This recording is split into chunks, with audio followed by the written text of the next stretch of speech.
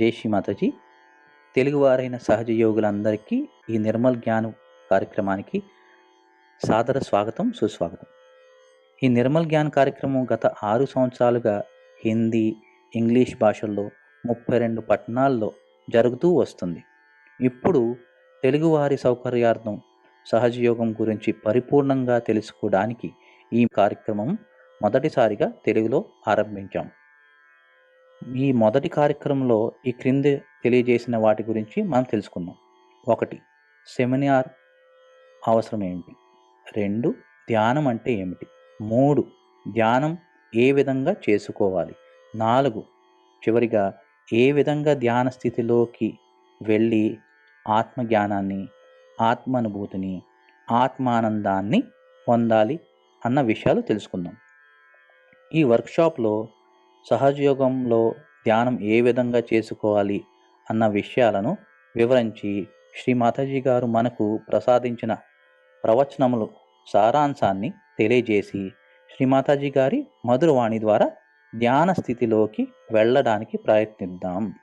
శ్రీ మాతాజీ గారి అమృతవాణి వింటున్నప్పుడు మనకు అవగాహన రావటానికి క్రింద తెలుగులో సబ్ టైటిల్స్ కూడా చూడవచ్చు. శ్రీ మాతాజీ గారి వాణి ద్వారా మనలో కుండల్ని జాగృతం అవుతుంది. సబ్ టైటిల్స్ ద్వారా నిర్మల జ్ఞానం కూడా మనకు లభిస్తుంది. సెమినార్లో మేము శ్రీ మాతాజీ గారి ప్రవచనంలోని కొంత భాగమునే మీ అవగాహన కొరకు మన ధ్యానానికి చూపించడం జరుగుతుంది. దాని తర్వాత మీరు పూర్తి వీడియోను చూసినప్పుడు పూర్తిగా అవగాహన పొందగలుగుతారు. ఇప్పుడు మనం మన మాతృభాష అయిన తెలుగులో పరిపూర్ణ అవగాహనతో లోతైన ధ్యానం స్థితిని తీసుకువెళ్ళమని శ్రీ మాతాజీ గారిని ప్రార్థించి అనుమతి తీసుకొని సెమినార్ కార్యక్రమాన్ని ప్రారంభించుకుందాం. మనమందరం సామూహికంగా కుండల్ని జాగృతి పరుచుకుని బంధం వేసుకుందాం.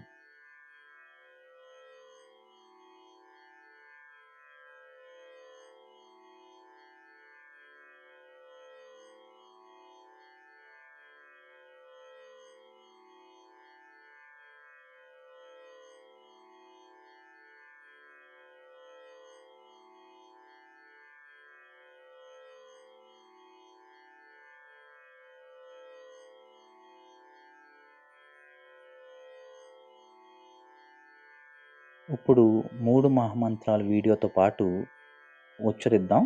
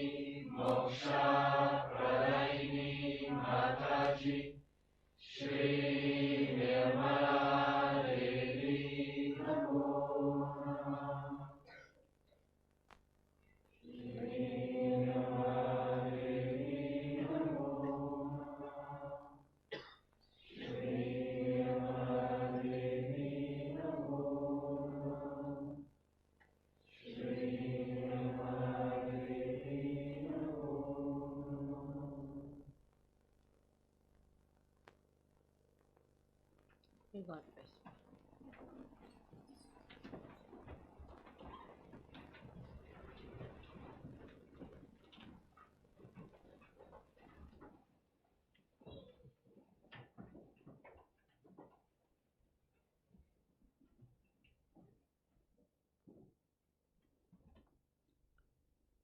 May God bless you all. May God bless you all. May God bless you all.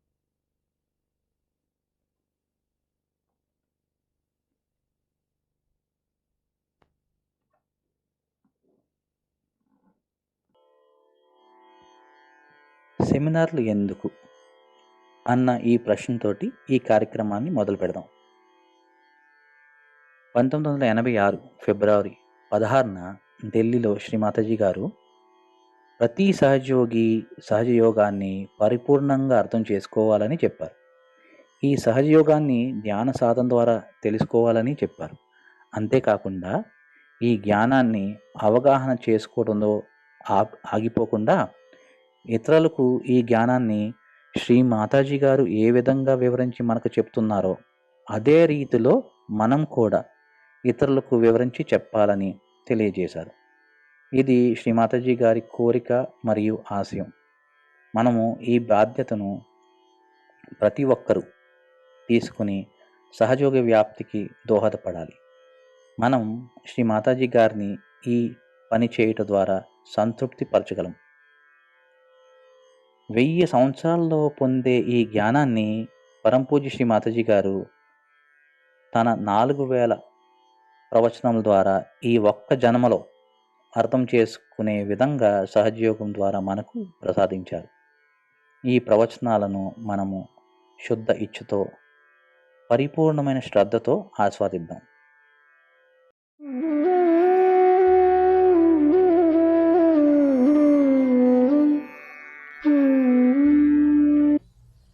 सहयोग के बारे में आपने क्या जाना, जो ज्ञान प्रगल्भ होना है, सो मैंने ऐसा सोचा है कि यहाँ पर एक क्लास होना चाहिए जिसमें औरतें भी और आदमी भी समझे कि सहयोग क्या है, इसका ज्ञान क्या है, इसके चक्रों को जानना। बहुत से लोग मैंने देखा एडवेंट खरीदते हैं, जैसे कोई धर्म पुस्तक हो, और ख़रीद के उस पर सुंदर मखमल का वो चढ़ा के उसकी रोज़ पूजा करते। अब अखंड जैसे वो होता है रामायण पाठ, या वो अखंड और क्या होता है आपका ग्रंथ साहब, ऐसे वो अखंड ना करें, इतना ही मैं मांगती हूँ। क्योंकि पढ़े जा रहे हैं, एक उंगली रखी फिर दूसरा, उसने उंगली रखी फिर वो पढ़ते जा रहा, खोपड़ी में कुछ भी नहीं जा रहा। जानना चाहिए कि सहयोग क्या है। आप लोगों को खड़ा होना चाहिए, आप सबको मेरे जैसे भाषण देना आना चाहिए, मेरे जैसे समझाना आना चाहिए। सहयोग क्या है? एक शिक्षा है, इसे सीखना चाहिए। अभ्यास, जो कि श्री कृष्ण ने कहा कि अभ्यास है, अभ्यास करना। चीज़ क्या है? सहयोगी हम हैं, अब हम सहयोगी हो गए। लोग कहेंगे भाई ये क्या होता है? अब पता नहीं, कुछ तो होता ही है।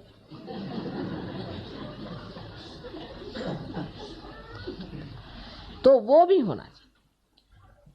अपने वाइब्रेशंस, जिनको हम कहते हैं कि चैतन्य की लहरियाँ हैं, उनका भी पूरा परखना आना चाहिए। इसका क्या मतलब है, उसका क्या मतलब है। कितनी बातें गुह्य से गुह्यतर हमने आपको बता दी, और कहना चाहिए गुह्य से गुह्यतर गुह्यतम हमने आपको बता दी। सारी चीज़ आपको बता दी, लेकिन हम लोग उसे जानना ही नहीं चाहेंगे। तो क्या हमारा लेक्चर सुना, ध्यान लगा लिए, बस होगा? ऐसे थोड़ी। खोपड़ी में जाना चाहिए, उसका रिकॉर्डिंग होना चाहिए। इतना ही नहीं कि उसको फिर से बताना आना चाहिए, तभी वो ज्ञान हुआ। तो सिर्फ ये कि आपका पार होना ही सब कुछ नहीं। अब जो बड़े बड़े साधु संत हो गए, उन्होंने तो ये सब कुछ इतना जाना भी नहीं था बेचारों ने। अगर जानते होते तो वो भी आपके जैसे जागृति देते रहते। लेकिन अनेक जीवन जो उनके बीते, जिसमें उन्होंने जो कुछ भी सुकृत किया था, जिसके बूते पर वो इतने बड़े संत पद में पैदा हुए, वो सब पूर्व जन्म का पाया हुआ जो कुछ भी है, हजारों वर्षों का ज्ञान, वो उनके आगे स्पष्ट हो गया। लेकिन आपके लिए तो एक ही जन्म में सब कुछ हमने बता दिया। आपको कोई मेहनत भी करनी नहीं पड़ी, ना इतने जन्म जन्मांतर की सुकृत चाहिए, कुछ नहीं चाहिए। ये तो ऐसा ही हुआ कि एक पैसा बैंक में डाल के हजारों रुपए आप ले लीजिए। समझ लीजिए इस बात। उनका जो ज्ञान है वो अनेक जन्म की तपस्या से पाया हो। बड़े बड़े ऋषि मुनि साधु संत जो हुए हैं वो पहले ज़माने में बड़े मनन करने वाले दृष्टा ऐसे होकर के सर्वसाधारण साधु के रूप में पैदा हुए थे, संतों के रूप में, कि सर्वजन समाज समुदाय से बातचीत कर सके। लेकिन हम तो सर्वसामान्य जन समुदाय हैं, सुकृत भी हमारा थोड़ा बहुत होगा ही। तो अब एक ही जन्म में अगर आप सब कुछ जान सकते हैं, सुकृत की भी ज़रूरत नहीं। लोग पूछते भी हैं, उनमें से एक बड़े भारी साधु मुझे कहने लगे कि माँ हमने तो हजारों वर्ष तपस्या करने पे सब पाया, आपने इनको 1 मिनट में क्यों दे दिया? तो हमने कहा भी देखो हमारी मर्जी है, मर्जी में आ गया हो गया, हम क्या करें, मर्जी की बात। तुम क्यों जलते हो?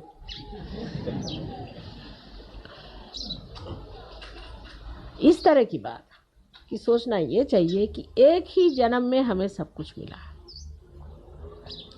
और मुझे अगर खुश करना है तो सिर्फ आपस में बिल्कुल बैर नहीं रखो। ये बैर या तो अहंकार से आता है या प्रति अहंकार जिसे हम मन कहते हैं उससे आता है। दोनों से परे आत्मा के सन्निध जा करके सबसे शांतिपूर्वक रहे।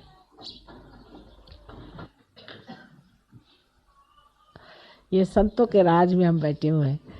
संतों की इतनी मंडली कभी देखी नहीं थी। इस संतों के मंडली में जो होना चाहिए, जो विशेष आह्लाददायिनी शक्ति इनकी दिखनी चाहिए, प्रेममयी शक्ति दिखनी चाहिए, इनके मुख पर आनंद की ज्योत जलती दिखनी चाहिए, यही सबना चाहते हैं हम, जिसमें आपका भी भला हो और संसार का भी भला हो। यही एक माँ की इच्छा है कि मेरी सारी शक्तियाँ तुम लोग ले लो। जितना तुम में अंदर गहनता और जितनी तुम्हारे अंदर महानता उभरेगी, उतना सब कुछ आपके अंदर समाते जाएगा अपने आप सहज में।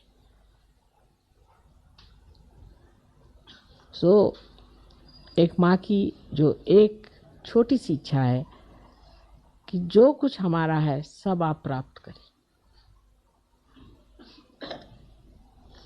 कुछ भी आपसे छिपा के नहीं रखा गया, कोई सा भी ज्ञान छिपा के नहीं रखा। धीरे धीरे सब बता दिया है और धीरे धीरे और बता देंगे। लेकिन आज कम से कम इतना तो आपको तय करना चाहिए कि माँ हम रोज़ ध्यान करके अपनी प्रगति करेंगे। रोज़ हम ध्यान करेंगे, इतना समय तो देना ही पड़ेगा। इतना अगर आप हमें आज वचन दे दें तो हम सोचें कि आपने हमें हजारों फूलों से भर दिया।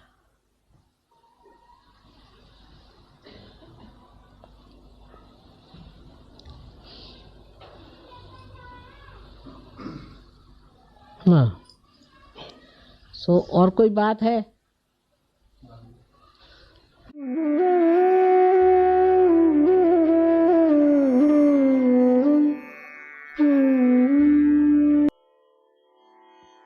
జై శ్రీ మాతాజీ. ధ్యానం యొక్క ఆవశ్యకత. సెషన్ యొక్క ఈ భాగంలో మనం ధ్యానం గురించి నేర్చుకుందాం. మేము దానిని 4 భాగాల్లో కవర్ చేస్తున్నాం. అందులో మొదటి భాగం మనకు ధ్యానం ఎందుకు అవసరం, దాని ప్రాధాన్యత ఏంటి. ఇప్పుడు ఈ ప్రశ్న అడగడంతో మొదలు పెడదాం. ఇప్పుడు మనల్ని మనం ప్రశ్నించుకుందాం, మనం అసలు ధ్యానంలోకి ఎందుకు ప్రవేశించాలి, అది మనకు ఏ విధంగా ఉపయోగపడుతుంది. మన మనసులోకి వచ్చే ప్రతి ఒక్క అంశాన్ని కూడా మనం గమనిద్దాం. ఒక్క నిమిషం పాటు నిశ్శబ్దంగా ఉంటూ మన మనసులోకి ఏమేం వస్తున్నాయో చూద్దాం.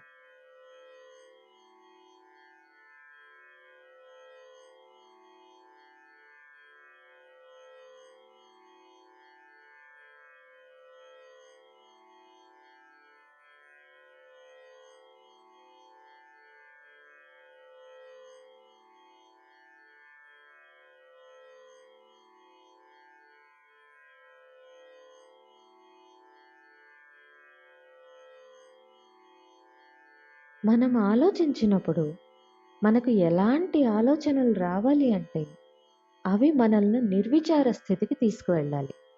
అక్కడ మనం ఆశీర్వదించబడతాం. అక్కడ మనకు ఆనందం లభిస్తుంది. అప్పుడు మన నాడులు మరియు చక్రాలు శుద్ధి చేయబడతాయి. మనం ఆత్మస్వరూపులం అవుతాం. ఆ స్థితిలో మనకు వచ్చే ఏ సమాధానాలైనా సరే అన్నీ సరైనవే. ఏది ఏమైనప్పటికీ శ్రీ మాతాజీ గారు ఇచ్చిన ఒక ప్రవచనంలో వారు వివరిస్తున్న ముఖ్యమైన విషయం ఏమిటంటే ధ్యానం మనల్ని శాంతపరుస్తుంది. మనలో ప్రశాంతత అనేది ఏర్పడకపోతే మనం ఏ విధంగా ఆధ్యాత్మికంగా ఎదుగుతాం? శ్రీ మాతాజీ గారు దీనిని ఒక చాలా చక్కటి గొప్ప ఉపమానంతో ఎంతో అందంగా వివరించారు. అదేంటంటే ఒకవేళ ఒక ప్రదేశంలో భూకంపం ఉండి ప్రతి ఒక్కటి చుట్టూ తిరుగుతూ ఉంటే అలాంటి చోట అసలు ఏమైనా మొక్కలు ఎదుగుతాయా? లేదు కదా. ఒక చెట్టు ఎదగాలంటే దానికి చక్కటి అనువైన శాంతిపూర్వక వాతావరణం ఉండాలి. అదేవిధంగా రోజువారీ మన జీవితాలు కూడా ఉదయం నుండి రాత్రి వరకు భూకంపంలానే ఉంటాయి. కాబట్టి రోజుకు కనీసం మనం 2 సార్లు అయినా సరే నిశ్శబ్దంగా గనుక ఉండగలిగితే అప్పుడు మాత్రమే దైవం మన లోపల అద్భుతాల్ని సృష్టిస్తుంది. ధ్యానం యొక్క ప్రధాన లక్ష్యాలలో ఒకటి మన మనసును నిశ్శబ్దంగా ప్రశాంతంగా ఉంచుకుంటూ శాంతి యొక్క ఆశీర్వాదాలను పొందడం. తద్వారా మనలో మనం ఆ శక్తిని పొందగలుగుతాం. అది మనల్ని సమతుల్య స్థితిలో ఉంచుతూ మనకి పోషణను కల్పిస్తూ మనల్ని ఆశీర్వదిస్తుంది. అందువల్ల మనమంతా ఇప్పుడు శ్రీ మాతాజీ గారు 1986 ఫిబ్రవరి 16న న్యూఢిల్లీలో ఇచ్చిన ఈ చక్కటి ప్రవచనాన్ని విందాం.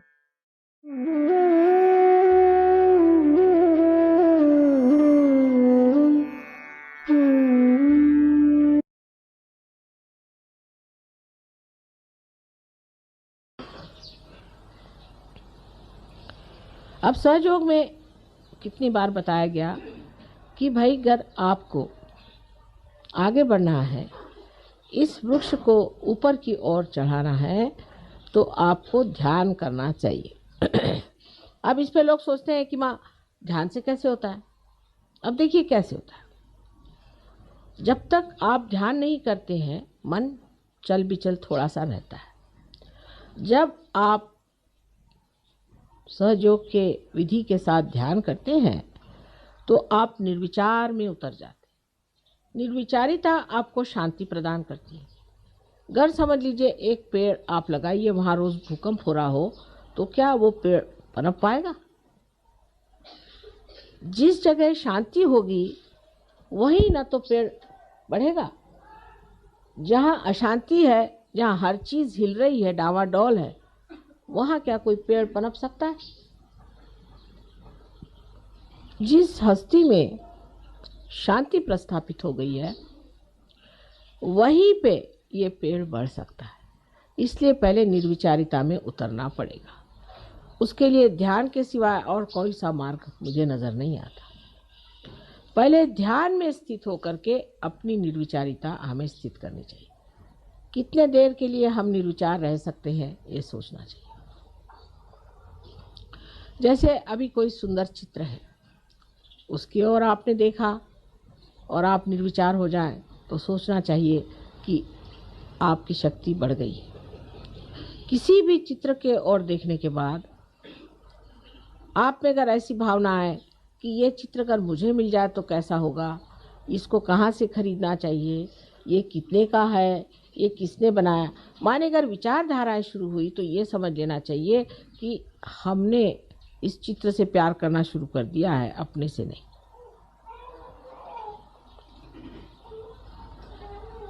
जब तक हम ये कहते रहेंगे कि ये मेरा है, माने वो मैं नहीं हूँ, मुझसे अलग चीज़ है, तो जब अपने को हमें बढ़ाना है और इसकी पूरी वृद्धि करनी है, ग्रोथ करनी है, तो ज़रूरी है कि हम ध्यान में रहें और निर्विचारिता अपने अंदर स्थापित करें। जब तक निर्विचारिता स्थापित नहीं होती है, सहज योग बातचीत ही बातचीत रह जाएगी।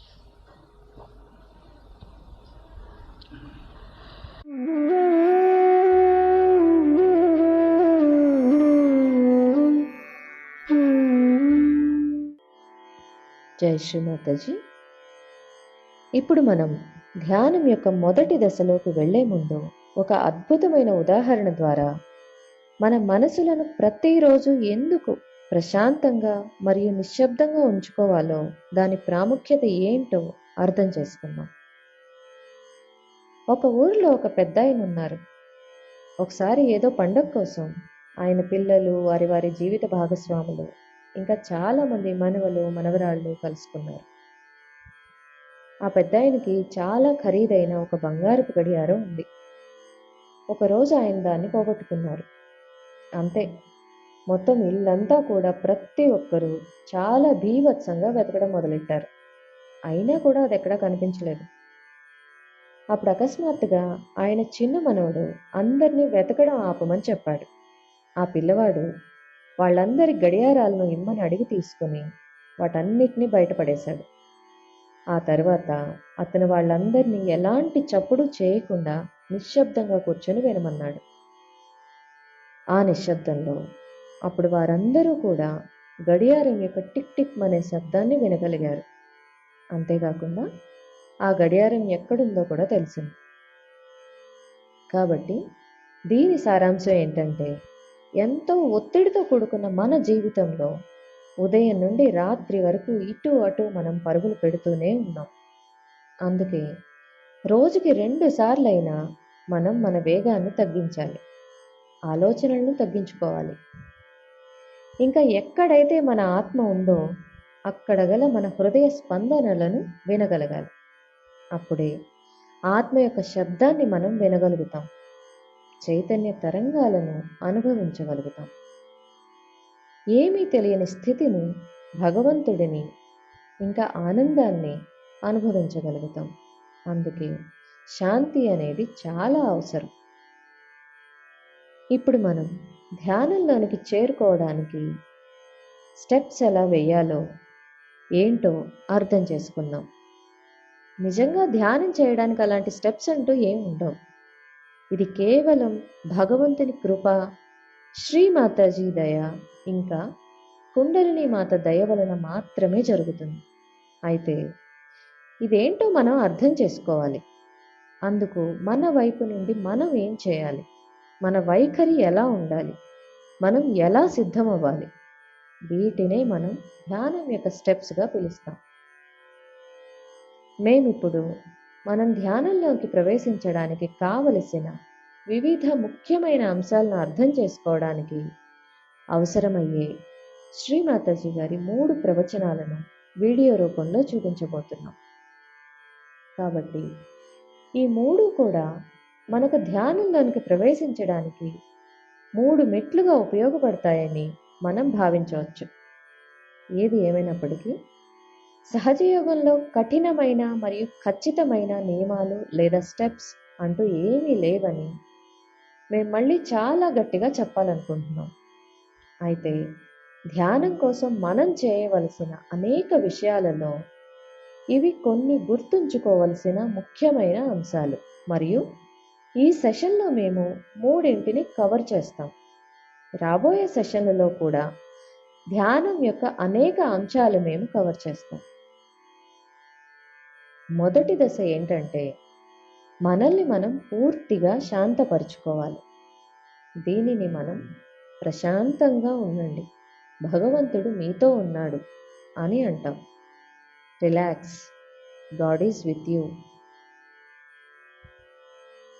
ఇప్పుడు మనం శ్రీమాతాజీ ప్రశాంతంగా ఉండండి, భగవంతుడు మీతో ఉన్నాడు అన్న అతి ముఖ్యమైన విషయం గురించి వివరిస్తున్న ఈ ప్రవచనాన్ని విందాం. ఈ మొత్తంలో ఈ ఒక్క ముఖ్య విషయాన్ని గనుక మనం అర్థం చేసుకుంటే, మనం కనుక ఆ భగవంతుడే మనల్ని చూసుకుంటున్నాడని విశ్వసిస్తే, అతను మనల్ని రక్షిస్తాడు. అతను మనల్ని ధ్యానంలోనికి తీసుకువెళ్తారు. అప్పుడు మనంతట మనం రిలాక్స్ అవుతాం. ఈ అనుభూతి మనలో శాంతిని నింపుతుంది. కాబట్టి ఆ పరమాత్మ మనతో ఉన్నాడు అనే నమ్మకాన్ని మనకి మనం గుర్తు చేసుకుందాం. సహజయోగంలో మనం చాలా అదృష్టవంతులం. ఎందుకంటే ఈ విషయాన్ని మనం అనుభవపూర్వకంగా కూడా తెలుసుకోగలం. ఆ పరమాత్ముని సాన్నిధ్యాన్ని మనం చైతన్య తరంగాల రూపంలో అనుభవించగలం. శ్రీ మాతాజీ గారు చెప్తున్న రెండో విషయం ఏంటంటే, మనం ఏదో ఒకటి చేయవలసి వస్తే అది చాలా బలమైన కోరికను కలిగి ఉండడం. అయితే దానికోసం ఒక ఆకలి లాంటిది అని కూడా చెప్పారు. అది ఎప్పుడూ మనలోనే ఉంటుంది అని ఆవిడ అంటారు. మనం ఆకలి లాంటి జిజ్ఞాసను కలిగి ఉండాలి అన్న కోరికను కలిగి ఉండాలి అని ఆవిడ చెప్తారు.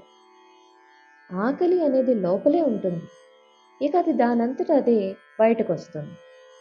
ఏదేమైనప్పటికీ సమస్య అనేది భయంతో కప్పబడి ఉంటుంది. ఓ, మాకు క్యాచ్లున్నాయి, మా చక్రాల్లో సమస్యలున్నాయి, ఈ చక్రం పట్టుకుంటుంది, ఆ చక్రం పట్టుకుంటుంది అన్న భయం మనకుంటుంది. మేము చైతన్య తరంగాల అనుభూతిని పొందలేకపోతున్నాము, లేదా మేము బాగా లేము, నాకు ఈ శారీరక సమస్య ఉంది, భావోద్వేగమైన మరియు ఆర్థిక సమస్యలు మొదలగు వాటితో మన స్వచ్ఛమైన కోరిక అనేది కప్పబడి బయటకు రాదు. అది మబ్బుతో కప్పబడినట్లుగా ఉంటుంది. మన యొక్క శుద్ధ ఇచ్ఛ భయంతో ఎలా కప్పబడి ఉందో దానిని చాలా అందమైన ఉదాహరణతో శ్రీమాతాజీ వివరించారు. ఆకలితో ఉన్న ఒక మేకపిల్లకు మనం ఆహారాన్ని ఇచ్చామనుకోండి, కానీ దానితో పాటే దాని పక్కనే ఒక పులి కూడా కట్టబడి ఉంటే, అప్పుడు ఆ మేకపిల్ల ఎంత ఆకలిగా ఉన్నా సరే అక్కడ ఉన్న ఆ ఆహారాన్ని అది తిన్నా కూడా ఆ ఆహారం అది అరాయించుకోలేదు. పైగా అది చిట్టి శల్యం కూడా కావచ్చు. ఎందుకంటే అక్కడ ఉన్న ఆ పులి తననెక్కడ తినేస్తుందో అన్న భయం దానికి ఉంటుంది. అదేవిధంగా మనం ఇలాంటి ఊహాజనితమైన భయాల్ని, క్యాచెస్ని, సమస్యలు, రోగాలు, కుటుంబ సమస్యలు, అనిశ్చితి రూపంలో మన చుట్టూ కలిగి ఉన్నాం. అందువల్ల మనలోని శుద్ధ ఇచ్ఛను మేల్కొల్పడానికి మన చుట్టూ ఉన్న ఈ ఊహాజనితమైన భయాల్ని మనం పారద్రోలాలి. మనం మళ్ళీ ఇదే విషయానికి వచ్చాం. భయాన్ని తొలగించడానికి కూడా మనం ప్రశాంతంగా ఉండాలి. శ్రీ మాతాజీ గారి ద్వారా ప్రశాంతత అనే ఈ ముఖ్యమైన అంశాన్ని ఇప్పుడు మనం అందరం అర్థం చేసుకుందాం. 1982 నవంబర్ 26న లండన్లో శ్రీ మాతాజీ గారి ద్వారా చెప్పబడిన ఈ చక్కటి ప్రవచనాన్ని మనం ఇప్పుడు విందాం.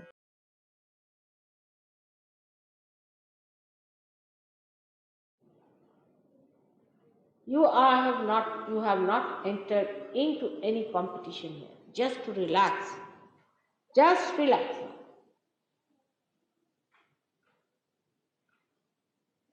Then the more you want to do about Sahaja Yoga, again you are tense. I have to meditate early in the morning, I have to get up tomorrow early in the morning. You see, you go on pestering yourself. Whole night you won't sleep. And when you are meditating, you are losing. Relax. God is looking after you, believe. He is going to give you realization and He is going to look after you and He is going to wake you up in the morning too. But relax. The first idea that I can do it is wrong. He has to. It's not working out because you think you can do it. If you can come to this conclusion that I cannot do it. It is His mercy, His graciousness has to work.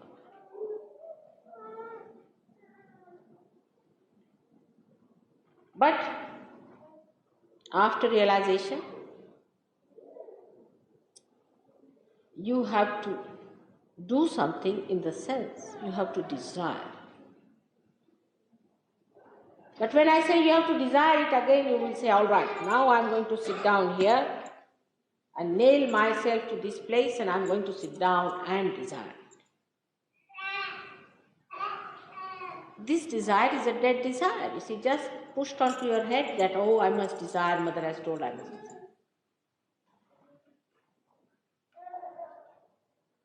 You have to be hungry. You don't say that I have to desire that I have to be hungry. The hunger is from within, which is there, no doubt, but is clouded. The hunger is clouded because you have fear. If you put a goat before a tiger and give him to eat, he will reduce with that eating whatever it is. Because it has that fear that there is a tiger which is going to eat you. So first kill all the imaginary tigers around. Again we come back to the same. That desire must come from within. And it is there. What is clouded? Relax.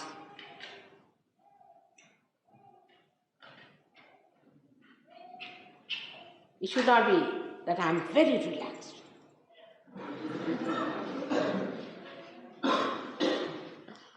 It's childlike. It's simple. A relaxed person is just like a child.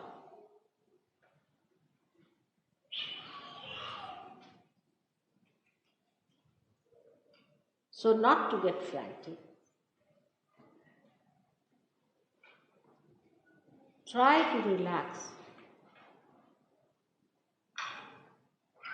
That's all. For everyone. But relaxation never means that you are inactive. On the contrary, the person who is relaxed is extremely active on the exterior, but inside is absolutely silent. Absolutely relaxed and at ease. Outside you may feel, as you know now, at this time, tremendous vibrations are flowing. And I can see the flow, tremendous. And all the chakras are doing like this around me.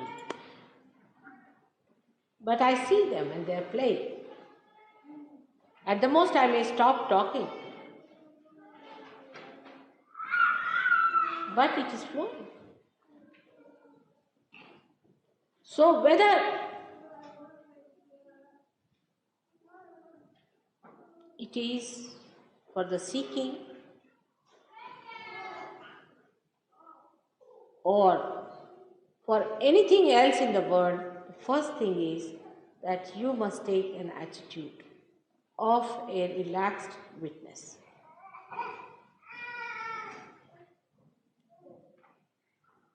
If you can do that, then those who are not feeling vibrations will definitely feel. I've seen people on whom I've been working, it wouldn't work out. Of course, they were not rude or anything arrogant, but felt very sad that they couldn't get the vibration. So I said, all right, today you go and enjoy the flowers in the garden, enjoy the birds, and talk to the sky and come back to it. It works out. Because you have been always like this. In Sahaja Yoga, you don't have to achieve anything. You become.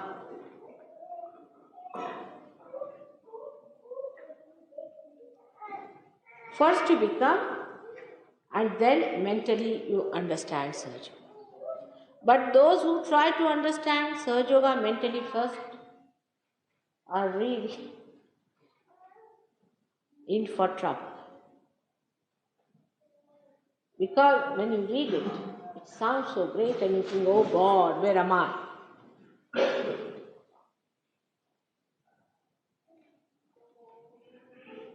So, please, if you give realization to someone, take it easy. It will grow. Don't give advent to it. Next moment. We do it. Why? We think we should impress the person that Sahaja Yoga is a great thing. And the person must read advent. So he'll come to Sahaja Yoga and will establish this man because he will see and will be impressed. If somebody is going to be impressed by these things, such a person is of no use for Sahaja Yoga. Take it. If they are going to be impressed by something exterior and superficial, how far will they go? They have to achieve it within themselves, their own spirit.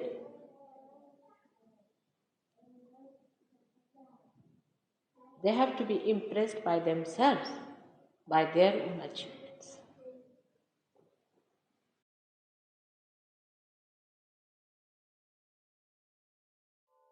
జై శ్రీ మాతాజీ. ఇప్పటి వరకు మనము శ్రీమాతాజీ యొక్క అమృతవాణి విన్నాము. London కార్యక్రమంలో 1982 1982లో జరిగిన కార్యక్రమంలో శ్రీమాతాజీ గారి Amruthavani relax, God is with you, పరమాత్ముడు మీ అందే ఉన్నాడు, మీరు శాంతచిత్తులై ఉండండి అని దీని అర్థము. ఇప్పుడు రెండో భాగంలోకి వస్తున్నాం. ఏమిటి రెండవ భాగము? ప్రిపరేషన్స్, తయారీ. మనల్ని మన నాడీ సంతులనము, మన చక్రశుద్ధి, మనకు వైబ్రేషన్స్ ఎలా వస్తున్నాయి, ఇవన్నీ చూసుకుంటానికి, మనల్ని మనం సమన్వయపరచుకోవటానికి, ధ్యాన నిమగ్నం అవటానికి ఈ రెండవ భాగం, ఈ ప్రిపరేషన్స్. అవి ఇప్పుడు చూద్దాం. మనలో ఉన్న ఆ దివ్య శక్తి మనల్ని కాపాడుతుంది. మనం కోల్పోయినటువంటి సంతులనాన్ని తిరిగి మరలా మనకి ఇస్తుంది. అది ఇప్పుడు మనం అర్థం చేసుకుందాం. అదేమిటంటే ఒక పట్టుదలతో ఒక కర్మకాండలాగా చేస్తూ కాదు, అనాయాసంగా అప్రయత్నంగా మనలో ధ్యానం అనేది, సంతులనం అనేది రావాలి. అది ఇప్పుడు ఆ విషయాన్ని విశ్లేషిద్దాం. దీనిని కూడా 3 చిన్న చిన్న భాగాలుగా చేసుకుని అర్థం చేసుకుందాం. మొదటిది ఏమిటి? మన హృదయంలో ఒక ఉద్దేశ్యము, ఒక శుద్ధ ఇచ్ఛ జనించాలి, ఒక కోరిక జనించాలి. ఏమిటది? నాకు నాడీ శుద్ధి, నాడీ సంతులనము, చక్ర సంతులనము కావాలి అనేటువంటి చిన్ని కోరిక మన హృదయంలో జనించాలి. అది మొదటిది. ఇక రెండవది, 2 చేతులతో శ్రీమాతాజీని హృదయంలో ప్రార్థించాలి. లెఫ్ట్ నాడి, ఎడా నాడి ఎలా ఉంది, అసమతుల్యంగా ఉందా? రైట్ పింగళ నాడి అసమతుల్యంగా ఉందా అనుకుంటూ చూసుకుని మనల్ని మనం సరి చేసుకోవాలి. ఒక చిన్న ప్రయత్నం చేసుకుంటూ వెళ్ళాలి. ఆ చిన్ని ప్రయత్నం ఎలా ఉండాలంటే, మంత్రముతో కానీ శ్రీమాతాజీని హృదయంలో ఆరాధించటం వలన కానీ, అర్జించటం వలన కానీ జరగాలి. చేతులతోనూ క్రియ చేయాలి, ప్రార్థన హృదయంలో చేయాలి. ఆ కోరిక అనేది, ఇచ్ఛాశక్తి మనకి ఉండాలి. ఇప్పుడు మొదటిగా మనం మన ఎడమ వైపు భాగాన్ని శుద్ధి చేసుకుందాం. ఇప్పుడు దానికోసం మన స్థితి ఎలా ఉందో చూసుకుందాం. మన 2 చేతులు మన ఒడిలో ఉంచుకుని, మన చేతి వేళ్ళు కొద్దిగా తెరిచి, ఎంతో రిలాక్స్, ప్రశాంత చిత్తంతో మన స్థితి ఎలా ఉందో మనల్ని మనం గమనించుకుందాం. ఒక్క 10 సెకండ్లు వేచి ఉన్నాం అంతే. ఇక మన 2 చేతుల్లోనూ చైతన్య తరంగాల అనుభూతిని పొందగలుగుతున్నామా లేదా? లోపల మనం ఎలా ఉన్నామో గమనించుకుందాం కొంచెం. ఇప్పుడు మన ఎడమవైపు భాగాన్ని శుద్ధి చేసుకోవాలని కదా ఆ చిన్ని కోరికని మన హృదయంలో పెట్టుకుందాం. కాబట్టి దీనిని మన ఎడమ చేతిని ఒడిలో శ్రీమాతాజీ గారి వైపు చూపిస్తూ మన కుడి చేతిని భూమాతపై ఉంచడం ద్వారా వ్యక్తపరుస్తాం. మన హృదయంలో చిన్ని భావాన్ని వ్యక్తపరుస్తాం. అంటే మనం కోరికను తెలియజేస్తున్నాం శుద్ధ ఇచ్ఛతో. అప్పుడు ఒక మంత్రం కూడా తీసుకుందాం ఇలాగా. ఓం త్వమేవ సాక్షాత్ శ్రీ మహాకాళీ శ్రీ భైరవనాథ్ సాక్షాత్ శ్రీ ఆదిశక్తి మాతాజీ శ్రీ నిర్మలా దేవ్యై నమో నమః. ఈ మంత్రం అయిన తర్వాత అలా కొంచెం ఆ దైవ శక్తి శ్రీమాతాజీ శక్తి మనలో ఎలా పనిచేస్తుందో గమనించుకుంటూ ఉన్నాం. నిశ్శబ్దంగా 2-3 నిమిషాలు మాత్రమే ప్రశాంత చిత్తంగా.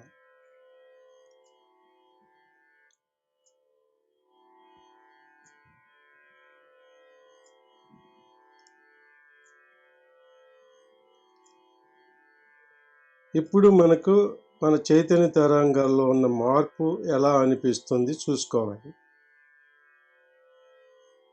మన కుడి చేతిలో నుండి భూమిలోనికి ఏదైనా వెళుతున్నట్టుగా అనిపిస్తుందో చూసుకోవాలి.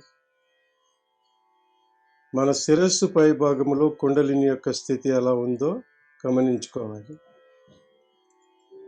ఇక ఎడమ అయిపోయిన తర్వాత రెండవది కుడి భాగము. మన కుడి భాగాన్ని ఎలా శుద్ధి చేసుకోవాలో చూద్దాం. కుడివైపు భాగాన్ని శుద్ధి చేయాలనే కోరిక హృదయంలో ఉంచుకుని కుడి చేతిని మన ఒడిలో శ్రీమాతాజీ గారి వైపు చూపుతూ ఉంచి ఎడమ చేతిని ఆకాశం వైపు ఉంచాలి. తద్వారా మన హృదయంలో కోరికను జనిస్తూనే చిన్న క్రియ చేయాలి. ఒక చిన్న ప్రార్థన. శ్రీమాతాజీ దయచేసి మా కుడి భాగాన్ని శాంతపరచండి. అందులోని వేడిని ఆకాశతత్వం ద్వారా తొలగించండి. అంతే. కొంచెం సేపు వ్యవధి ఇవ్వాలి. ప్రశాంత చిత్తంతో ఉండాలి. ఇందాకట్లాగానే 1 నిమిషము 2 నిమిషాలు మాత్రమే టైమించి గమనించుకోవాలి.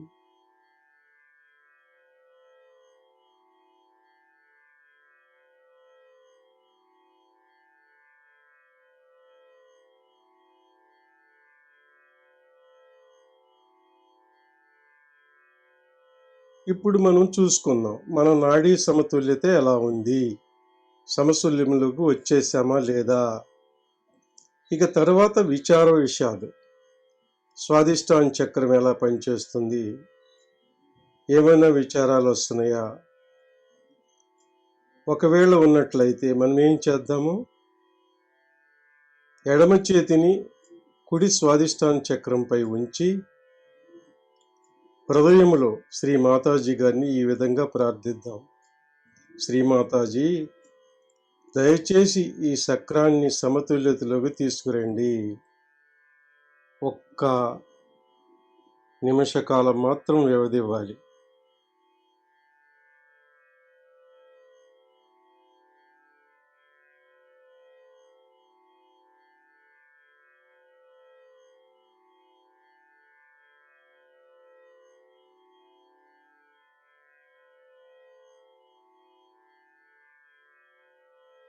ఈ చక్రానికి చైతన్యాన్ని ప్రసాదించండి అమ్మా తల్లి, పోషణను ప్రసాదించండి అమ్మా. అనుకుంటూ హృదయంలో ఆ ఆర్ద్రత రావాలి మనకి. శ్రీమాతాజీ చిత్రపటము నుంచి వస్తున్నటువంటి చైతన్య తరంగములు మన చక్రంపై పడి అవి సమతుల్యతగా చేసుకొస్తాయి. ఇక ఎడమ చేతిని కూడా ఒడిలోనే పెట్టుకొని శ్రీమాతాజీ గారి వైపు 2 చేతులు ఉన్నట్లుగా ఉంచి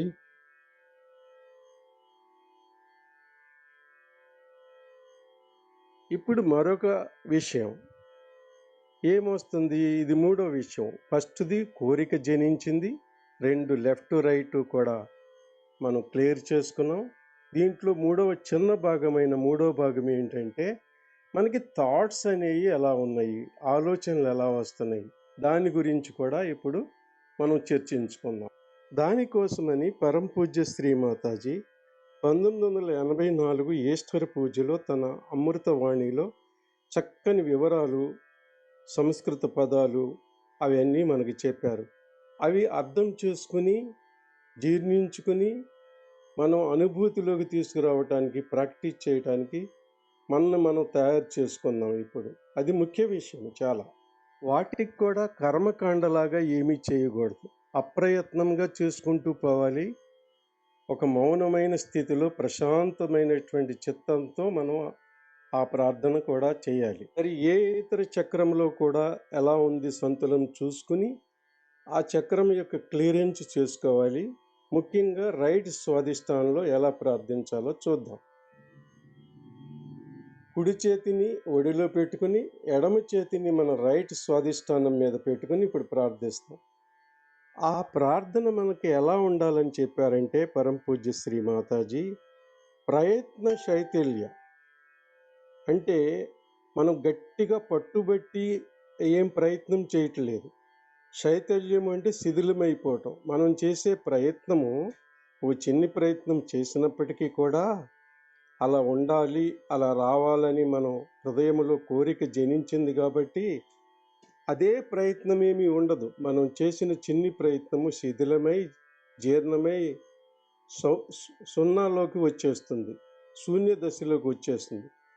విచారాలు వచ్చి వచ్చి వచ్చి అలా దానికి ఎవరు సహాయం చేస్తున్నారు అంటే మనలో ఉన్నటువంటి దైవశక్తి మనల్ని ఆ సంతులనానికి తీసుకొస్తుంది. అది ప్రగాఢ విశ్వాసంతో అది మనం నమ్మాలి. అలాగే విచార శైథిల్య, విచారం వచ్చింది, ఆ విచారం కూడా శిథిలమైపోతుంది. ప్రయత్నం చేసినవి ఎలా శూన్య దశలోకి వెళ్ళిపోయినాయో, విచారం వచ్చినా కూడా తామంతకు తామే అనవర్తముగా అవి ఏమవుతాయి, ఒకదాని తర్వాత ఒకటి వచ్చేసి శూన్య దశలోకి వెళ్ళి. అందుకని పరమ పూజ్య శ్రీమాతాజీ ఒక చిన్న సంస్కృత శ్లోకంలో ఆ వివరణ మనకి ఇచ్చారు. నాట్ దిస్ నేతి నేతి వచనేతి నిగమో అవాచో. దాని అర్థం ఏమిటంటే ఇది నాకు వద్దు అని ఒక చిన్న వైరాగ్యం మనం తీసుకోవాలి. మన హృదయంలో ఆ కోరిక పటుత్వం చేసుకోవాలి. ఆ చిన్ని వైరాగ్యం వలన ఆ వస్తువుతో, ఆ సేవతో, ఆ పనితో, ఆ కార్యక్రమంతో మనల్ని వేధించే విషయంతో బంధ విముక్తమై సంతులనాన్ని గ్రహిస్తామన్నమాట. అప్పుడు మన ఆజ్ఞా చక్రాన్ని కూడా సరిచూసుకోవాలి. ఆ క్షమాశక్తి కూడా ఉండాలి. అక్కడ కూడా ఒక చాలా ముఖ్యమైన విషయాన్ని మనకి పరమ పూజ్య శ్రీమాతాజీ వివరించారు. అదేమిటంటే కుడివైపున జిబ్రాల్టర్ రాక్ గట్టి బండ రాయి, ఎత్తైన రాయ ఒకటి ఉంది. అది మనం మామూలుగా తొలగించలేము. అలాగే లెఫ్ట్ సైడ్ మన ఎడమ వైపున, కుడివైపున అహంకారము, అది ఒక పెద్ద జిబ్రాల్టర్ రాకు. ఎడమ వైపున అగాధము, పాతాళం లాంటి అగాధం ఉంది, ప్రమాదకరమైనది, ఎబిస్. ఇంగ్లీష్లో ఎబిస్ అంటే అగాధము. ఈ రెండింటిని దాటుకుంటూ, క్షమించుకుంటూ, చక్కని సమన్వయం చేసుకుంటూ ఆ ప్రయత్నము జీరో అయిపోయి మన ఆలోచన, దిగులు అవన్నీ కూడా శూన్య దశలోకి వచ్చేసి చక్కని సంతులనాన్ని ఆపాదించుకుంటాం. అందుకని నిండు హృదయంతో పరమ పూజ్య శ్రీమాతాజీ ఏం చెబుతున్నారో 1984 ఈస్టర్ పూజ ఇప్పుడు చక్కని ధ్యాన ముద్రలో కూర్చొని అదంతా ఇందాం.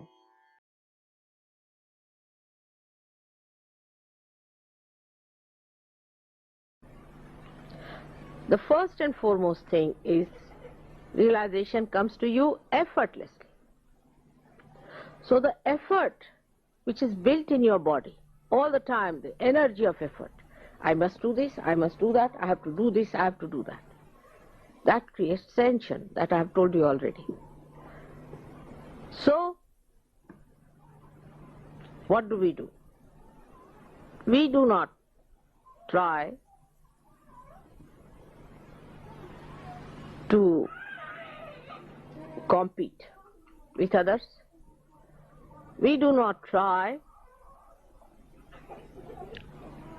to fix certain timing, dates, watches. We do not also put our attention into any endeavor which puts us into effort, but we relax that attitude of effort. It's called as, in Sanskrit, prayatna shaitilya. For a Western mind, it's very difficult to grasp the subject. So try to understand. That doesn't mean lethargy. Doesn't mean lethargy. One should never confuse with the dead the energy of the living. Now we are trying to transform our energies towards the energy of the spirit.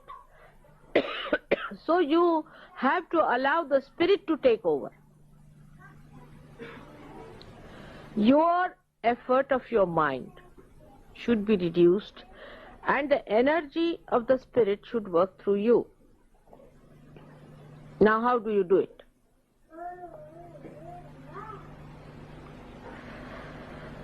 First is detachment.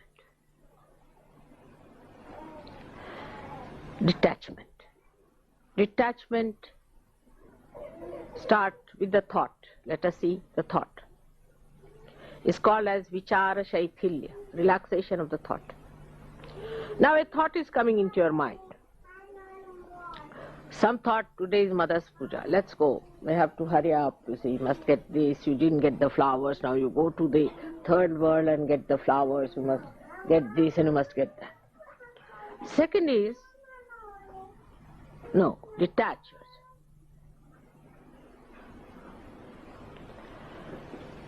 Witness. Leave it to the spirit. Watch. You will get it. Many of you have noticed this. But still this mind, which is quite silly, tries to impress upon you that you have to use the old junky instrument of this mind. And it asserts that better use. And when you start using that, ego comes in, you get attached to it. And what you lose is your progress, and thus the joy is minimized. How do you detach yourself? For a person who is absolutely detached, it's very difficult to explain how to detach, isn't it? I'll try. Now, I cannot get attached, that's the problem is.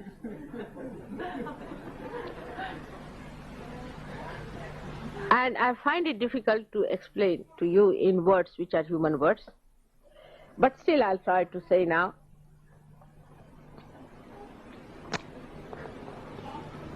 Say I tried something as human beings do in the beginning, just to see how it works out, because I had to experiment. For example, when I had to, say, attend any puja or anything, I used to ask them, what is the auspicious time? So they would tell me, this is the auspicious time.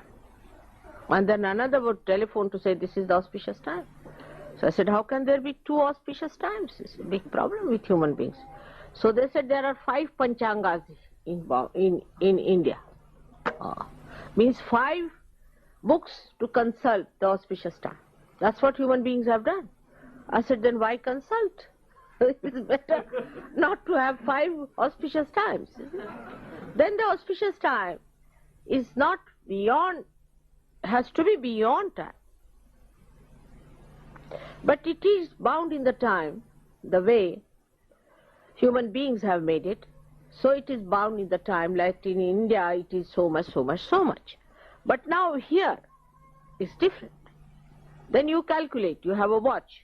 You see, to overcome all these hurdles, human beings also make certain devices. So you consult. Now what is the auspicious time here? Leave at that time. Then it's a big headache.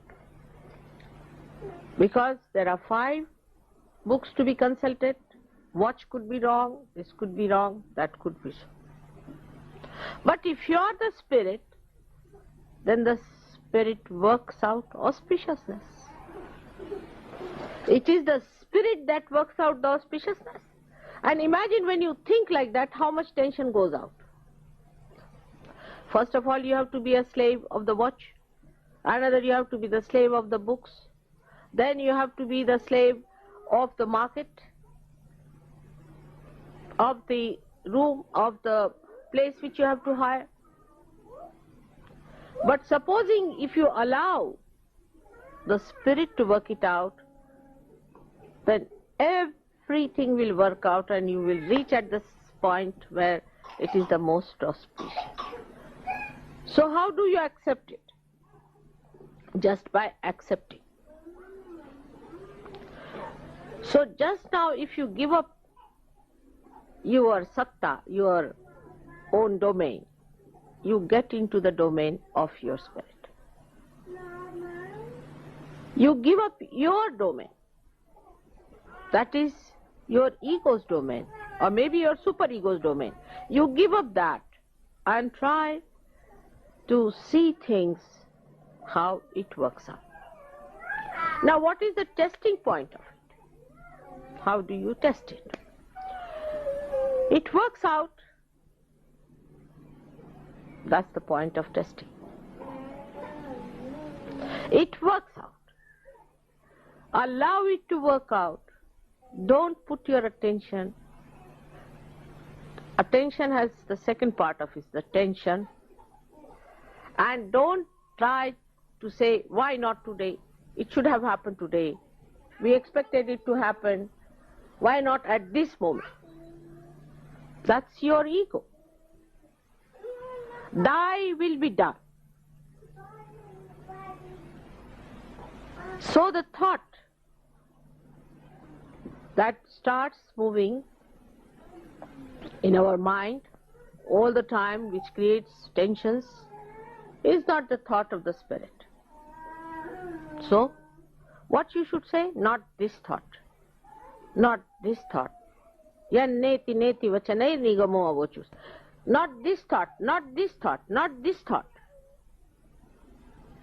And see how you relax. Now you are relaxing. Not this thought, not this thought. Just go on refusing, accepting any thought. So you go into nirvichara. In that state, you feel the spirit. Christ has done the greatest work on this, I should say, but we do not understand because his life was like a micro thing, see, in 3 years. So we have to open it out a little bit and see what he did. He has given us the greatest weapon of forgiveness. When you forgive a person, what do? You accept the situation to begin with. And secondly, you forgive what you think has been done wrong to you. But because nothing can be done wrong to your spirit, you just forgive because you are the spirit. And when you forgive, you have found that your tension goes away. So even to your thoughts, if you say, all right, forgive this thought, because thought is also not to be punished. Forgive this thought, forgive everything, not forget, forgive. Because then you will even forget that you are the spirit. But forgive all the thoughts that are coming to me. Just go on saying this is a mantra. What is a mantra? Is that power of the word that expresses spirit. So this is a very important thing Christ has given us, the weapon of forgiveness. Everybody has that weapon. Everyone can use that weapon. You don't have to put in any effort for it. You don't have to pay for it. It's just you have to say, I forgive. You'll be amazed, your nerves will soothe down. This tension, this pressure of these modern things will be reduced if you go on saying, I forgive them. For example, you go and see some sort of if you happen suddenly to see something very filthy according to the spirit, maybe it is very exciting according to normal human beings, but we are abnormal people, and for us, if we find it rather ugly, then the best thing is to get over is to say, I forgive, because they are ignorant, they are blind, they are not yet there where I am. I am the one who is at the source of enjoyment, at the source of peace, and while these are not, so I forgive. And you'll be amazed that this forgiveness that Christ gives works out. Vichara Shaithilya is the relaxation of the thought. Now this opposite movement that you have to move, first of all, should start at this point today from forgiving others. Now what happens when you forgive someone? That means you do not react. The power to react to somebody's injuries, insults is finished. And when that power is finished, you become a powerful person. Because nobody can now overpower you. Because nobody can kill you. Nobody can hurt you. Nobody can do anything to you. But it is not, again, I'll say, shamelessness. See, people can think that it is shamelessness. So, if somebody says to you something harsh and something that is wrong, you do not accept it. But supposing I shout at someone, the bhoots run away. You have seen that many a times. I have to shout at people, so bhoots run away because they react. And they just run. But the spirit shines through. So, in Sahaja Yoga, one has to understand that it is just the central path, is just the balancing thing which is important. Is not an extreme of anything. Like when we go to say that you must forgive everyone, is not going to that extreme where you have done some wrong and somebody says to you, you don't take that part of it. It doesn't mean that. Again, discretion is the engine of your movement. So you have to see that if they have said it, something like that, is it, have I gone against the spirit? Otherwise, if I say to you something, you will say, all right, forgive mother. You see the point? Forgive her for saying so. No. You cannot say that to me. So then, that is the point you start thinking. Why mother said so? What have I done? Now think on those lines. So you start moving again. It's a very thin road on which you have to walk.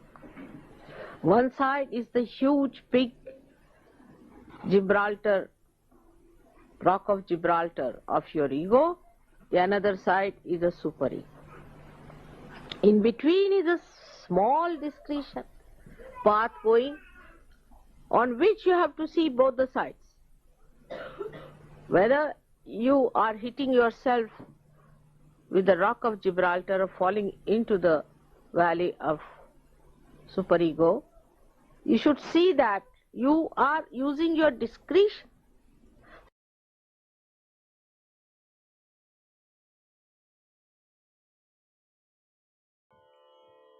జై శ్రీ మాతాజీ. మనం ఇప్పుడు అప్రయత్న ధ్యానం గురించి తెలుసుకుందాం. అప్రయత్న ధ్యానం అంటే effortless meditation అని అర్థం. ధ్యానంలో 3వ మరియు చివరి ప్రక్రియ, అతి ముఖ్యమైన స్టెప్. ప్రతి ఉదయం మరియు సాయంత్రం కనీసం 10 నిమిషాలు నిశ్శబ్దంగా ధ్యానంలో కూర్చోవడం. ఈ స్టెప్ చాలా చాలా ముఖ్యమైనది. మనం ధ్యానంలో సంగీతం, ప్రార్థనలు, మంత్రాలు, ప్రవచనాలు లాంటి ధ్యాన పద్ధతులు ఉపయోగించకుండా నిశ్శబ్దంగా ఆలోచన లేని స్థితిలో కూర్చోగలగాలి.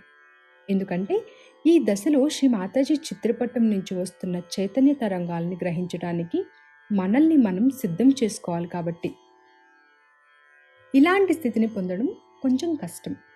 ఎందుకంటే మామూలుగా మనం ధ్యానంలో నిశ్శబ్దంగా ఉన్నప్పుడు మనలో చాలా వేగంగా ఒకదాని తర్వాత మరొక ఆలోచన రావడం ప్రారంభిస్తాయి, లేదంటే నిద్ర వస్తుంది. ఇంకా 10 నిమిషాలు పూర్తవడానికి ఎంత సమయం ఉండుంటుంది అని ఆలోచిస్తూ ఉంటాం. ఇలా అవుతుందంటే మన ఎడమనాడిలో కానీ లేదా కుడి నాడిలో కానీ అసమతుల్యత ఉన్నదని గ్రహించాలి. కానీ మనం ప్రతిరోజు ధ్యానం చేస్తున్నట్లయితే క్రమంగా ఆలోచనలు తగ్గి ఆ స్థితిని నిలబెట్టుకోగలుగుతాం. మనల్ని మనం ఎప్పుడూ గమనించుకుంటూ చాలా అప్రమత్తంగా ఉండాలి. మనం ఎల్లప్పుడూ వర్తమానంలో ఉంటూ సాక్షి స్వభావాన్ని కలిగి ఉండాలి. కానీ ప్రతిరోజు మనం 2వ స్టెప్లో ఎక్కువ సమయాన్ని వెచ్చిస్తాం. అతి ముఖ్యమైన ప్రక్రియ 3వ స్టెప్, అది మనం చెయ్యం. ఇది ఈ సారూప్యతలోని పరిస్థితిని పోలి ఉంటుంది. ఉదాహరణకు మనకు ఆకలి వేస్తే మనం ఆహారం తయారు చేసుకొని తినకపోతే ఆకలి తీరదు కదా. మనం భోజనాన్ని సిద్ధం చేసుకొని ఒక కంచంలో పెట్టి మన చేతులను ఉపయోగించి నోటిలోనికి ఆహారాన్ని పెట్టుకుంటాం. అలా ఆహారాన్ని నోటిలోనికి తీసుకోకపోతే ఏమైనా ఉపయోగం ఉంటుందా? ఆకలి తీరుతుందా? తీరదు కదా. మనం ఆహారాన్ని నోటిలోనికి తీసుకున్న తర్వాత మనలోని జీర్ణ వ్యవస్థ తనంతట తానే పనిచేయడం ప్రారంభిస్తుంది మరియు ఆహారం జీర్ణమైపోతుంది. దీనికోసం మనం ఎటువంటి ప్రయత్నం చేయాల్సిన అవసరం లేదు. అదేవిధంగా ఆహారాన్ని నోటులోనికి తీసుకుని తినడం లాంటి చివరి ప్రక్రియను చేయకుండా ఉంటే ఏం జరుగుతుందో, మనం చివరి ప్రక్రియ అయిన ధ్యానం చేయకపోవడం వల్ల మనం ధ్యానంలో అభివృద్ధి చెందాం. కాబట్టి మనం ప్రతిరోజు ఉదయం మరియు సాయంత్రం తప్పనిసరిగా ధ్యానం చేసుకోవాలి. అయితే మనం ఎలా ఈ అప్రయత్న ధ్యానం చేసుకోవాలో శ్రీ మాతాజీ గారు 1980లో ఒక ప్రవచనంలో వివరించారు. శ్రీ మాతాజీ ఈ ప్రవచనంలో చాలా గట్టిగా పలుమార్లు అప్రయత్న ధ్యానం గురించి, దాని ప్రాముఖ్యతను గురించి వివరించారు. చెట్లు ఏ విధంగా తమను తాము సూర్యుని ప్రకాశం కోసం తెరిచిపెట్టుకుంటాయో మనం కూడా అదే విధంగా వినమ్రతతో చేతులు చాచి శ్రీ మాతాజీ చిత్రపటం నుండి వస్తున్న కోటి కోటి చైతన్య తరంగాల్ని ఆస్వాదించడానికి సిద్ధంగా కూర్చోవాలి. ఈ కాంతిపుంజములు మనలోనికి వెళ్ళి అద్భుతాలు చేస్తాయి. మనల్ని ఒక గొప్ప వ్యక్తిగా రూపాంతరం చెందడానికి సహకరిస్తాయి. మన ప్రయత్నాలు మరియు ఆలోచనలను వదిలిపెట్టి ఆ అద్భుతం అప్రమత్తంగా జరగనివ్వాలి. మనం కేవలం సాక్షిభావంతో వర్తమానంలో ఉండాలి. ఉదాహరణకు, మనం ధ్యానానికి కూర్చొని ఉన్నప్పుడు ఎవరి ఫోన్ అయినా మోగినట్లయితే ఆ శబ్దాన్ని విని చాలా డిస్టర్బ్ అయిపోతుంటాం. వెంటనే మనసు స్పందిస్తుంది. ఇలా చెప్తూ ఉంటుంది. ఎవరిది? అతను స్విచ్ ఆఫ్ చేసి ఉండొచ్చు కదా, ధ్యానం తర్వాత నేను అతనికి చెప్తాను. లేదా ఓ ఇతనా, గత వారం కూడా అతను అలాగే చేశారు, గత వారం కూడా నేను అతనికి చెప్పాను. ఇవి ప్రతిచర్య కారణంగా వస్తున్న ఆలోచనల ప్రవాహం. మనం కేవలం వాటిని విని ఎలాంటి ప్రతిచర్య లేకుండా వదిలేసి ఉంటే మన ధ్యానంలో ఎలాంటి సమస్య రాదు. కాబట్టి మనం అప్రమత్తంగా ఉండడం ముఖ్యం. నిద్రపోరాదు. మనల్ని మనం పూర్తిగా సమర్పించుకొని శ్రీ మాతాజీ పాదాల వద్ద తెరిచి ఉంచుకోగలిగితే శ్రీ మాతాజీ చిత్రపటం నుంచి వస్తున్న చైతన్య తరంగాల్ని మనము స్వీకరించగలుగుతాం. శ్రీ మాతాజీ చిత్రపటం నుండి వచ్చే చైతన్య తరంగాల్ని గ్రహించడానికి అనువుగా మన చేతులని తెరిచి ఉంచాలి. ఇదే ఒక మంత్రం అని వారు చెప్తారు. ప్రశాంతంగా చేతులు తెరిచి ఉంచి ఆ పరమాత్మకు తమ కార్యాన్ని చేసే విధంగా మనం సహకరించాలి. మనకు చలి అనిపించినప్పుడు బయటకు వెళ్ళి ఎండలో నిలబడితే అప్పుడు చలి వెళ్ళిపోతుంది కదా. అలాగే ఒక చీకటి గదిలో ఉన్న కిటికీని తెరిస్తే సూర్యకిరణాలు ఆ చీకటి గదిలోనికి ప్రవేశించి గదిలో ఉన్న చీకటిని అంతా వెళ్ళగొడుతుంది కదా. అదే విధంగా మనల్ని మనం కూడా శ్రీ మాతాజీ చిత్రపటం నుండి వచ్చే చైతన్య తరంగాల్ని గ్రహించడానికి తెరిచి ఉంచుకోవాలి. అప్పుడు ఆ తరంగాలు మనలోని ప్రతి అణువులోనికి వెళ్ళి చైతన్యపరుస్తాయి, వాటిని శుద్ధి చేస్తాయి, ఇంకా పోషణ కల్పిస్తాయి. దానికి మనం ఏ విధమైన ప్రయత్నం చేయాల్సిన అవసరం లేదు. కాబట్టి మరోసారి 2 కీలక పదాలు ఏమిటంటే, ఒకటి మనల్ని మనం పూర్తిగా సమర్పించుకొని తెరిచి ఉంచుకోవడం, రెండవది పూర్తిగా ప్రయత్నరహితంగా ఉండడం. కాబట్టి ఈ అద్భుతమైన ప్రవచనాన్ని వింటూ నిశ్శబ్ద ధ్యానంలోనికి ప్రవేశిద్దాం. ఇప్పుడు శ్రీ మాతాజీ ప్రవచనాన్ని విందామా?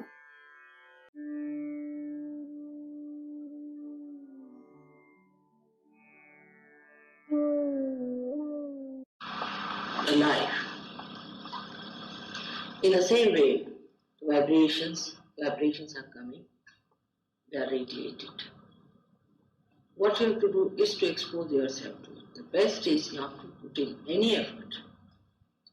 Don't worry at what point you have a problem. Say many people during meditation and seeing if they catch somewhere, they go on looking after it. You just don't have to worry. You just let it go. And it will work by itself. It's going easy.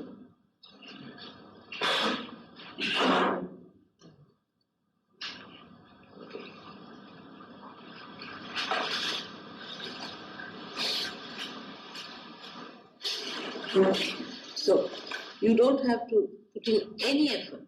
This is what meditation is. Meditation means exposing yourself to God's grace. Now the grace itself knows how to cure you. It knows how to mend you, how to settle down itself into your own being, keep your spirit kindled. It knows everything. So you don't have to worry as to what you have to do, or what name you have to take, what mantras you have to do. In meditation, you have to be absolutely effortless. See, expose yourself fully.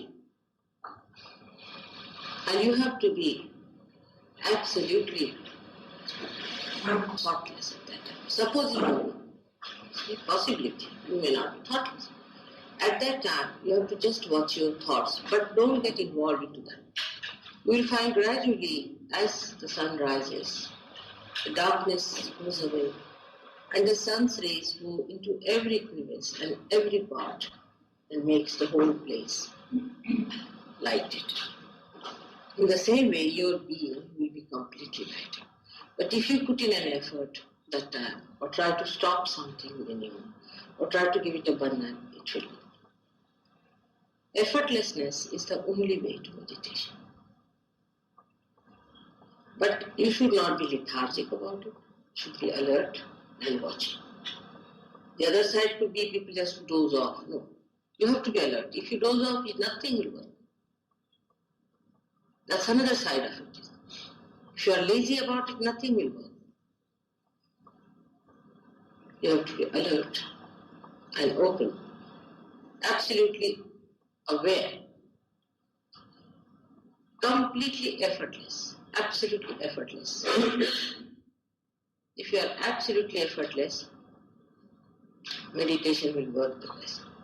Don't think of your problems at all, whatever chakras you have, anything. Just expose yourself.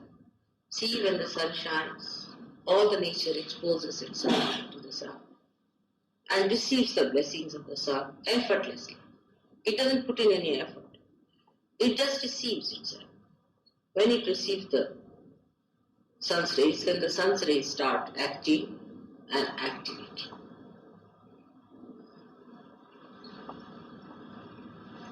In the same way, the all-pervading power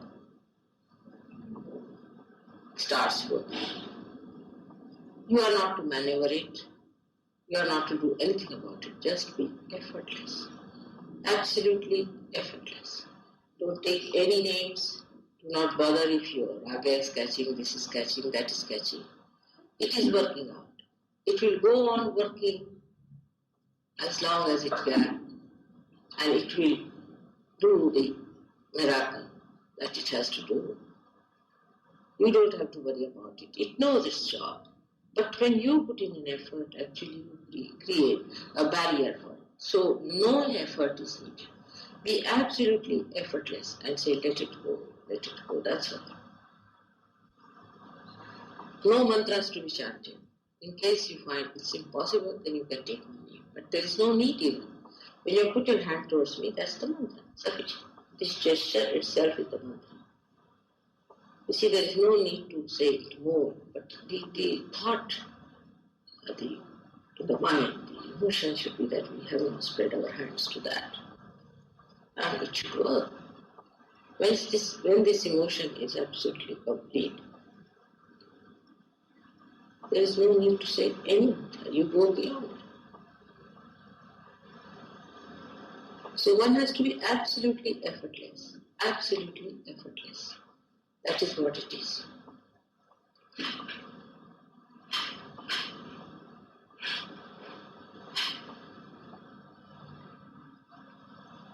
Meditation is for your own ascent. It's for your own capital gains that you have to have. But once you get into it, you also achieve your powers. Like you become a governor and you get the powers of the governor. At this time, you don't have to think about anybody else. You are not to put your attention to anybody else, but just receive it. Just receive it. Do not think of any other problem, but that you have to be effortless. Absolutely effortless.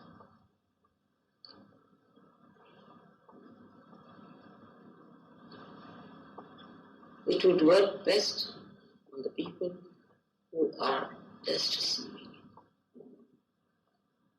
You have problems, that's why you are here.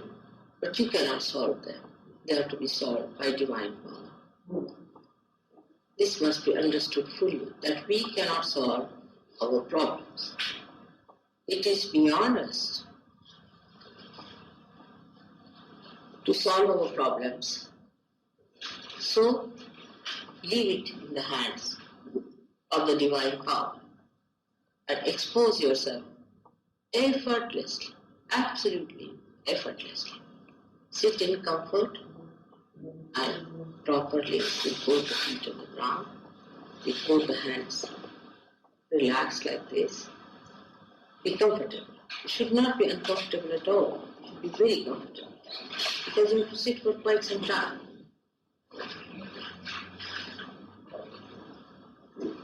And you try to put your attention to me within yourself, if you can, to my Kundalini, if you can. You can come into my Kundalini, just take it down. Just like this, the hand should be like this straight.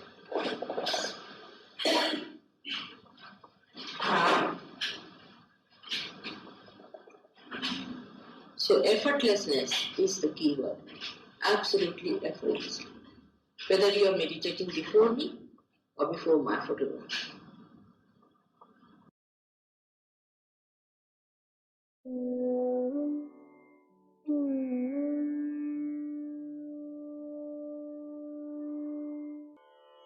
ఇదే స్థితిలో మనం ఇప్పుడు ఒక 10 నిమిషాలు ధ్యానం ఎలా చేసుకోవాలో తెలుసుకుందాం. ప్రతిరోజు కనీసం 10 నిమిషాలు ధ్యానం చేయాల్సిన అవసరం ఉందని చెప్పాను కదా. మనల్ని మనం అప్రయత్నంగా తెరిచి సమర్పించుకొని నిటారుగా కూర్చుందాం. మన వెన్నుముక నిటారుగా ఉండాలి. మన తలని కొద్దిగా ముందుకు వంచాలి. ఏ విధమైన ఒత్తిడి లేకుండా మన చేతుల్ని అలాగే చేతి వేళ్ళని తెరిచి ఉంచుదాం. కానీ మనం అప్రమత్తంగా ఉండాలి. చాలా ప్రశాంతంగా ఉండాలి.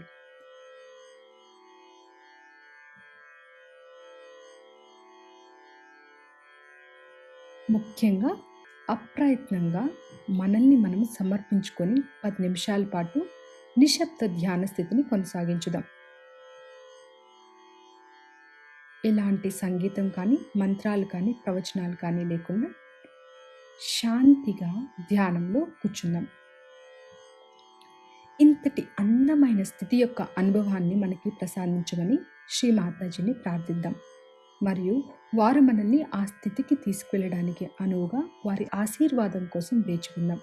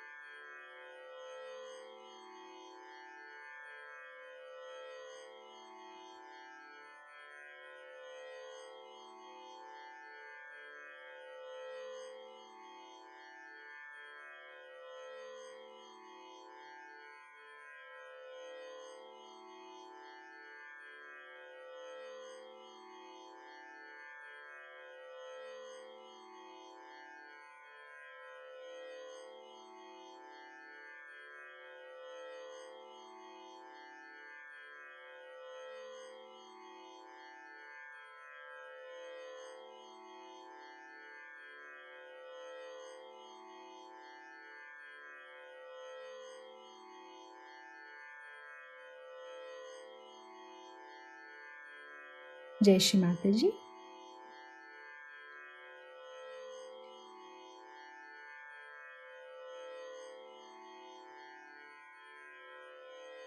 श्री माता जी, కోటి కోటి ధన్యవాదాలమ్మా. మా శతకోటి ధన్యవాదాలను మీ పాదాల దగ్గర సమర్పించుకుంటున్నాం తల్లి.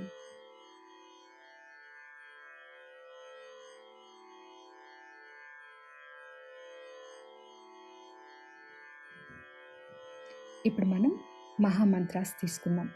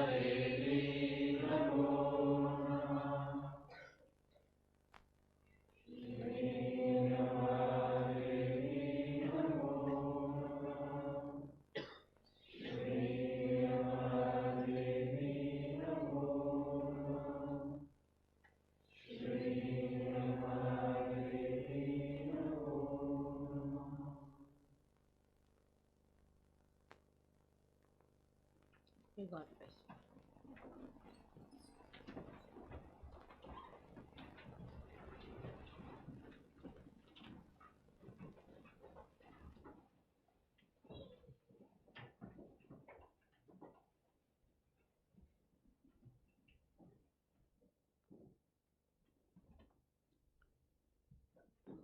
May God bless you all. May God bless you all. May God bless you all.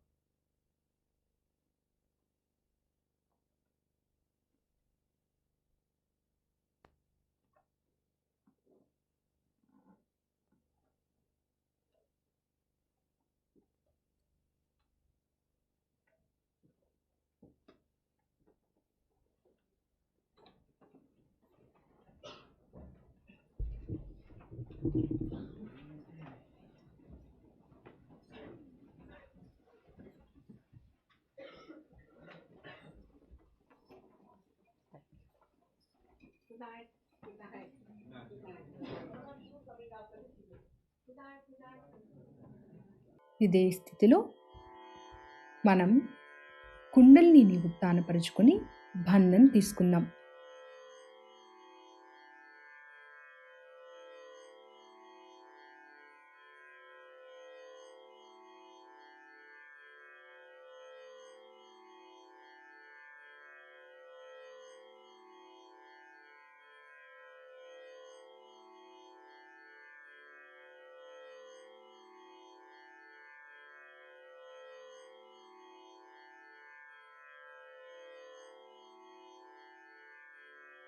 కోటి కోటి ధన్యవాదాలమ్మా. మనం ఈరోజు నేర్చుకున్న విషయాలు క్లుప్తంగా తెలుసుకుందామా? ఒకటి, మనం సహజయోగాన్ని చక్కగా అర్థం చేసుకొని అభ్యసించాలి. రెండవది, ధ్యానం ఎందుకు చాలా ముఖ్యమైనది అనే విషయం మనం నేర్చుకున్నాం. ఆ తర్వాత ధ్యానానికి కావాల్సిన 3 స్టెప్స్ తెలుసుకున్నాం. అందులో మొదటిది మనం ధ్యానంలో కూర్చోవడానికి ముందే మనల్ని మనం పూర్తిగా ప్రశాంతంగా ఉంచుకోవడం. అలాగే ధ్యానంలో ఉన్నంతసేపు కూడా మనం చాలా రిలాక్స్గా అంటే ప్రశాంతంగా ఉండగలగాలి. భయాన్ని పూర్తిగా వదిలిపెట్టాలి. పరమాత్మ ఎల్లప్పుడూ మనతోనే ఉన్నారన్న విషయాన్ని మనం ఎప్పుడు గుర్తుంచుకుందాం. నమ్మకాన్ని ఉంచుకుందాం. రెండవది, మన నాడీ వ్యవస్థను శుద్ధి చేసుకోవడం, తద్వారా మనల్ని మనం సిద్ధం చేసుకోవడం తెలుసుకున్నాం. కానీ ప్రార్థనలు, మంత్రాలు, ప్రతిచర్యల తర్వాత ఆశీర్వాదం కోసం వేచి ఉండడం అనే మూడో స్టెప్ని ఎప్పుడు గుర్తుంచుకోవాలి. మనల్ని శుద్ధి చేసుకునే విధానం కానీ, ప్రార్థనలు కానీ, మంత్రాలు కానీ ప్రతి ఒక్కటి మన హృదయంలో నుండి రావాలి. మరియు ప్రతిరోజు వేరువేరుగా ఉండాలి. అప్పుడే అది ఒక దినచర్యలా కాకుండా మీకు చాలా ఆనందాన్ని ఇస్తుంది. చివరిగా ఒక 10 నిమిషాల పాటు నిశ్శబ్ద ధ్యాన స్థితిలో మనల్ని మనం పూర్తిగా ప్రయత్నరహితంగా తెరిచి ఉంచుకోవాలి. ఇది చాలా ముఖ్యమైన స్టెప్. దీనిని మనం వదిలేయకూడదు. ఒకవేళ మనకు ఏమైనా ఆలోచనలు వస్తున్నట్లయితే మనం వెంటనే నేతి నేతి అనే మంత్రాన్ని చెప్పాలి. మరియు మనం అప్రమత్తంగా ఉండాలి. ఇంకా వర్తమానంలో ఉండాలి. ఈ స్థితిని మనం కాపాడుకోవాలి. తదుపరి సెషన్లో సహజ యోగంలో మనల్ని పురోగతిని సాధించకుండా అడ్డుపడే 3 ప్రధాన అంశాల గురించి శ్రీ మాతాజీ ద్వారా తెలుసుకుందాం. చివరగా మేము మరోసారి శ్రీ మాతాజీ మనకు చెప్పాలనుకుంటున్న విషయం గురించిన అవగాహన కోసం వారి పూర్తి ప్రవచనాన్ని చూడవలసిందిగా మేము చాలా గట్టిగా చెప్పదలుచుకున్నాం. నిర్మల్ జ్ఞాన్ ప్రోగ్రాం యొక్క యూట్యూబ్ ఛానల్లో మేము అన్ని వీడియోలను ఏర్పాటు చేసాం. మరియు మన వద్ద ఉన్న వీడియో డిస్క్రిప్షన్లో పూర్తి వీడియో సంబంధించిన లింకులు ఇవ్వబడ్డాయి. దయచేసి పూర్తి వీడియోను తప్పకుండా చూడండి. చివరగా ఇంతటి అద్భుతమైన నిర్మల జ్ఞానాన్ని మనకు అందించినందుకు మరియు మనల్ని ధ్యానంలోనికి తీసుకెళ్ళి ఆనందాన్ని ప్రసాదించినందుకు, ధ్యానం యొక్క ఆనందాన్ని ఇచ్చినందుకు శ్రీ మాతాజీకి కృతజ్ఞతలు తెలియజేసుకుందాం. వారి యొక్క శ్రీచరణాలకు కోటి కోటి ప్రణామాలు సమర్పించుకుందాం. సహజయుగంలో మన పురోగతిని అడ్డుకునే మన జీవితంలోని 3 సమస్యలపై జరగబోయే తదుపరి సెషన్లో మీ అందరినీ చూడాలని ఎదురు చూస్తుంటాం. జై శ్రీ మాతాజీ.